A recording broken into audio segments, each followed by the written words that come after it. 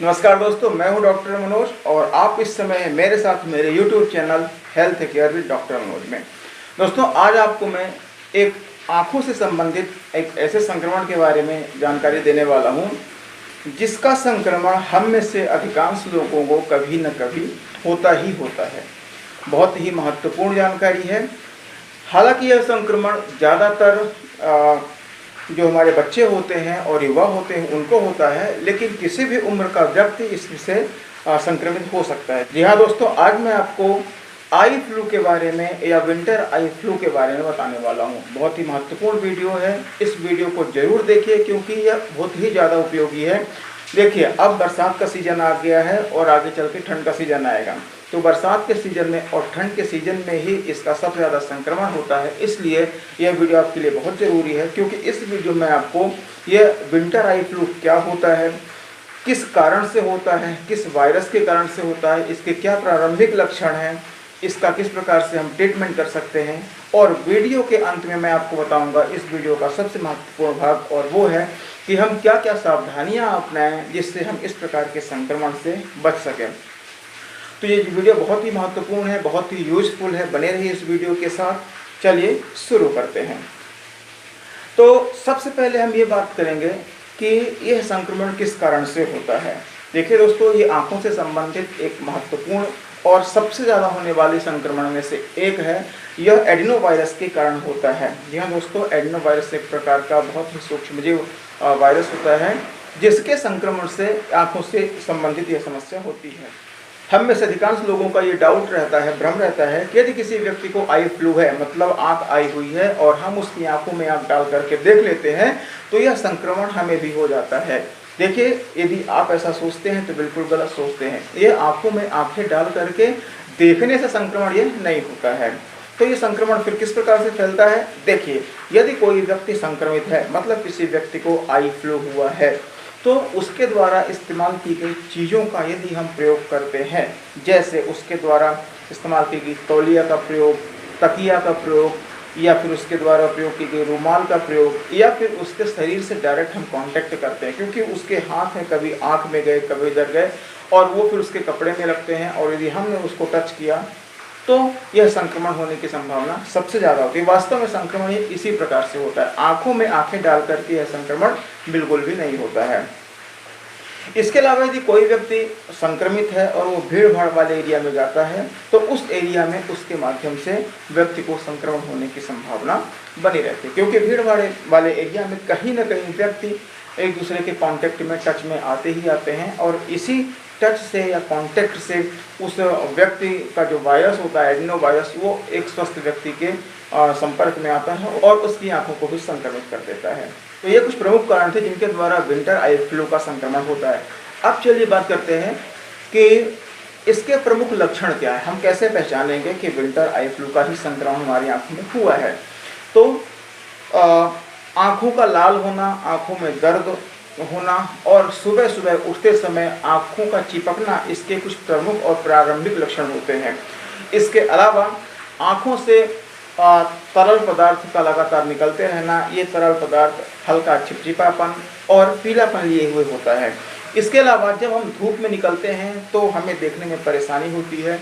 कुछ व्यक्तियों में इस प्रकार के लक्षण के साथ साथ बुखार का भी सिम्टम देखा गया है, मतलब इन लक्षणों के साथ साथ उस व्यक्ति को बुखार भी आता है। इसके अलावा कुछ व्यक्तियों में आई फ्लू से संबंधित लक्षणों के साथ साथ कान के पास आसपास वाले जो एरिया होते हैं, यहाँ पे भी दर्द बना रहता है। तो ये तो कुछ सामान्य लक्षण हो गए जो विंटर आई फ्लू के इन्फेक्शन के समय होते हैं। अब चलिए बात करते हैं कि इसका इलाज क्या होता है। तो जैसा कि मैंने आपको पहले ही बताया कि एक प्रकार का वायरल डिजीज़ है, वायरल के कारण होने वाला ये संक्रमण है। तो ऐसे में डॉक्टर एंटीवायरल आई ड्रॉप देते हैं। इसके अलावा एंटीबैक्टीरियल मेडिसिन और पेन किलर के द्वारा इस संक्रमण को ठीक किया जा सकता है। लगभग 3 से लेकर के और 5 दिनों के दवाइयों के प्रयोग से संक्रमण लगभग ठीक हो जाता है। अब चलिए बात करते हैं वो कौन सी प्रमुख सावधानियां हैं जिनको हम अपना करके इस संक्रमण से बच सकते हैं, या जिस व्यक्ति को संक्रमण है वो यदि इन सावधानियों को अपनाए तो संक्रमण दूसरे व्यक्ति को होने से बचा सकता है। जैसा कि मैंने आपको वीडियो में के स्टार्टिंग में ही बता दिया था कि यह इस वीडियो का सबसे महत्वपूर्ण भाग है, जरा ध्यान से सुनिएगा। तो सबसे पहली बात यह है कि यदि किसी व्यक्ति को संक्रमण है तो उसे कोशिश यही करना चाहिए कि 5-7 दिन उसमें घर में रहे, ज़्यादा अच्छा रहेगा। यदि उसको बाहर निकलने की ज़रूरत पड़ती है, कोई ऐसा काम है कि उसके बिना नहीं हो सकता है, तो व्यक्ति को हमेशा काला चश्मा लगा करके ही निकलना चाहिए। व्यक्ति को साफ सफाई का विशेष रूप से ध्यान रखना चाहिए। ठंडे पानी का प्रयोग आँखों को साफ करने के लिए करना चाहिए। छींटे मार करके कम से कम दिन भर में 7-8 बार 10 बार भी आप अपनी आँख को लगातार साफ करते रहिए। और हम क्या सावधानियां रख सकते हैं? देखिए, जो व्यक्ति संक्रमित है उसके द्वारा उपयोग की गई जो वस्तुएं हैं उनका हमें प्रयोग नहीं करना चाहिए। जैसे संक्रमित व्यक्ति के द्वारा प्रयोग की गई तकिए का, चादर का, उसके द्वारा प्रयोग की गई तौलिए का, रुमाल का प्रयोग हमें नहीं करना चाहिए। यदि कोई ऐसा व्यक्ति है जिसको संक्रमण हो गया है और वो कॉन्टैक्ट लेंस का प्रयोग करता है तो संक्रमण के दौरान में कॉन्टैक्ट लेंस का प्रयोग नहीं करना चाहिए। और जो मैं सबसे बड़ी बात आपको बताने जा रहा हूँ वो ये है कि यदि कोई व्यक्ति संक्रमित है तो वो कोई भी अपने मर्जी से मेडिकल स्टोर में जा करके किसी भी प्रकार की दवाई का सेवन ना करें। हम लोगों की टेंडेंसी होती है कि हम स्वयं डॉक्टर बन जाते हैं या फिर मेडिकल स्टोर वाले की बात मान लेते हैं और अक्सर जाते हैं कि हम ये समस्या है, मेडिसिन दे दो। मेडिकल स्टोर वाले आंख मूंद करके दवाइयाँ दे देते हैं।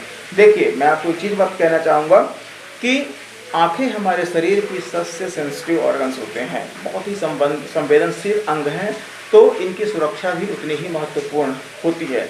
इसलिए थोड़े से पैसे बचाने के चक्कर में आप अपनी आंखों के साथ खिलवाड़ ना करें। यदि आपको समस्या है तो ज़रूर आंखों के डॉक्टर से मिलें और उनके द्वारा बताई गई दवाइयों का ही प्रयोग करें।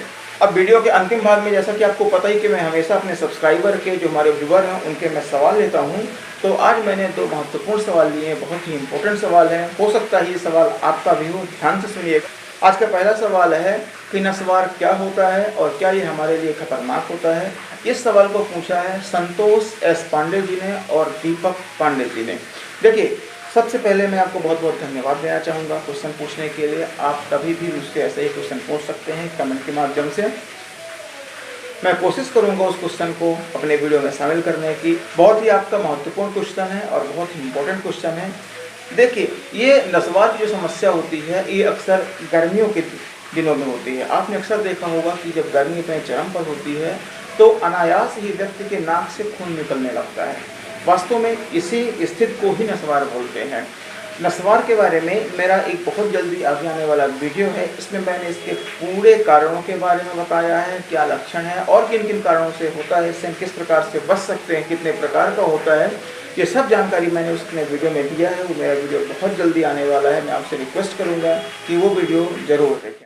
आज का दूसरा सवाल बहुत ही महत्वपूर्ण है और जो दांतों से संबंधित सवाल है, इसको पूछा है प्रमोद कुमार जी ने। और उनका सवाल है कि लोग कहते हैं कि दांतों की बार बार सफाई करवाने से दांत कमज़ोर हो जाते हैं और मैंने एक बार दांत की सफाई करवाई है तो मेरी समस्या भी सॉल्व नहीं हुई है। देखिए, मैं आपको एक बात क्लियर कर देना चाहता हूँ कि दांतों की ऐसे सफाई अपने मन से नहीं की जाती है। दांतों की सफाई करवाने की कुछ कंडीशंस होती हैं, जैसे दांतों में बहुत ज़्यादा पीलापन आ गया हो, कीट जम गई हो, या फिर जिंजिवाइटिस हो, या फिर पायरिया हो। ये 4 ऐसी स्थितियाँ होती हैं जिनमें दांतों की सफाई करने की ज़रूरत पड़ती है।